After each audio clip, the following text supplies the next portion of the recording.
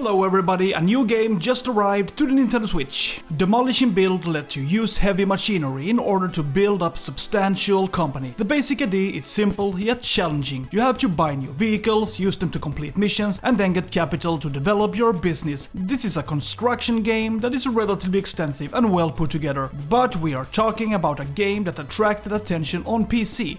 And the question is whether this game will reach a new audience, because this is the Nintendo Switch, and let me say this right off the bat, it's a whole different ball game. In this video I take a closer look at how Demolish Build is experienced on the Nintendo Switch. Feel free to subscribe to my channel, I review new games every week. Okay, let's move on. Let's talk about one of the main strengths of the game, its outstanding progression.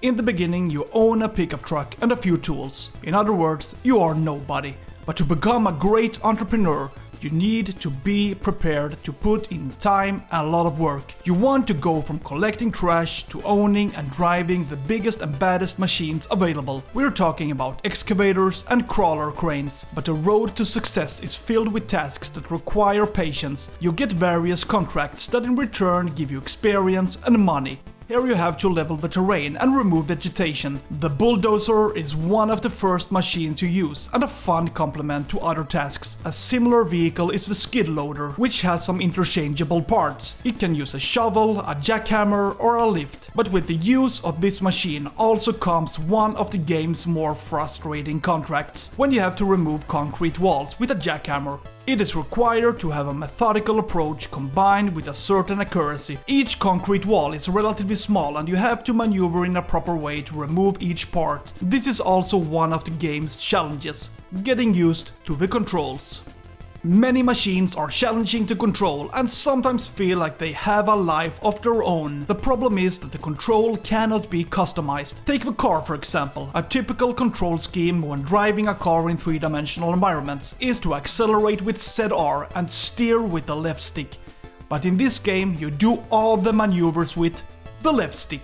It doesn't matter whether you accelerate, brake or turn, you do it with a single button. And it feels very strange considering how the game is designed. This is a simulator where you are constantly in motion, so the idea of an easy to use control becomes crucial for a pleasant experience. But now you have to get used to what you are given. Some machines are extremely awkward to use. The one I had the most problems with was probably the road roller. As soon as you turn, the machine loses speed, which means that you have to find a balance between driving straight ahead, accelerating and turning, and everything must be done with the left stick.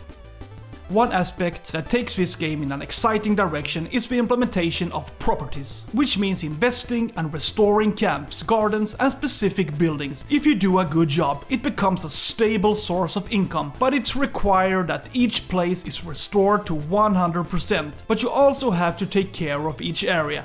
Therefore, you can hire staff who do the work for you. It's a nice dimension to the game and is markedly different from other chores. Since capital is an important parameter, the addition of properties becomes an essential part of developing one's business.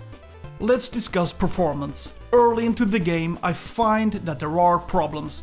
When I rotate the camera or drive around with my vehicles, I notice that the game drops in frame rate, and it's tangible. If you drive on the road, you can count on a relatively unstable experience, regardless of the environment. But some places are worse than others. In the cities, you have to accept that the frame rate stabilizes around 15 FPS, regardless of whether the camera is rotated or if you drive straight ahead on the road.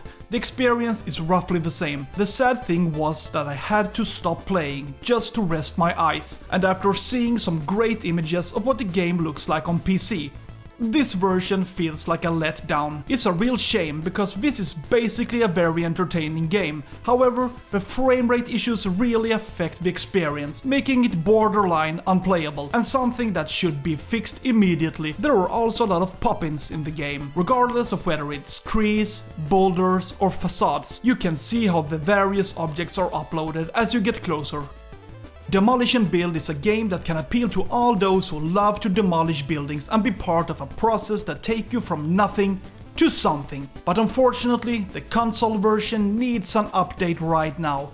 In addition to issues with the frame rate and certain control patterns, it's also clear that this is a scaled down experience compared to the PC version. It's actually a cool thing to be able to play a game like this on a console with obvious limitations, but it also means that some games need to be adapted in a more comprehensive way. Demolish Build is one such game. I myself can be indulgent that things don't have to be perfect. The experience can still be satisfying, but when the flaws shine through, it gives an impression that leans in a negative direction. However, if the problems are fixed, many will probably find this an entertaining simulator. Feel free to subscribe to my channel. I review new games every week. Have a nice day.